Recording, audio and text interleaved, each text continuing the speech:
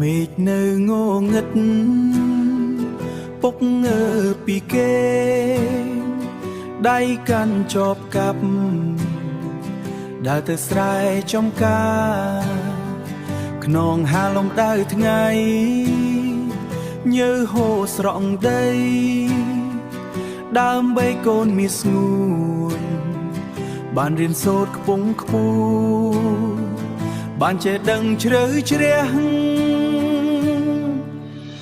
ខំរៀនណាកូនខំរៀនណាកូនខំរៀនណាកូនដើម្បីថ្ងៃស្អែកពុកហត់ថ្ងៃស្អែកពុកហត់មិនអីម៉ែហត់ក៏ស៊ូឲ្យតែកូនខំរៀនឲ្យតែកូនខំរៀ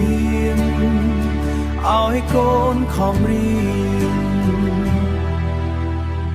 សៀវភៅនឹងបិចជាមិត្តល្អកូនអានឲ្យបានច្រើន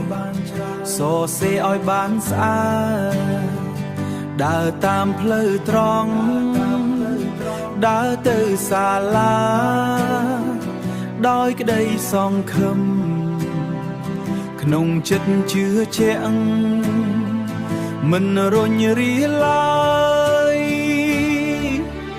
ខំរៀនណាកូនខំរៀនណាកូនខំរៀនណាកូនដើម្បីថ្ងៃស្អែកពុកហត់ថ្ងៃស្អែកពុកហត់មិនអី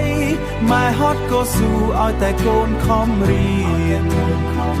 ឲ្យតែកូនខំរៀនឲ្យកូនខំរៀនសំឡេងគ្រូបញ្យល់កូនស្ដាប់ឲ្យច្បាស់មិត្តភក្តិច្រើនអ្នករៀនសូត្រជុំគ្នាចំណេះវិជ្ជាជាទ្រព្យជាប់ខ្លួនគ្មានអ្នកណាអាចលួចយកបានឡើយលួចយកបានឡើយថែរក្សាឲ្យល្អកម្លាំងកាយពុកកម្លាំងចិត្តម៉ែផ្ដល់ឲ្យកូនគ្រប់មិនដែលរអ៊ូចង់ឃើញតែកូនមានចំណេះដឹងមានវាសនាល្អ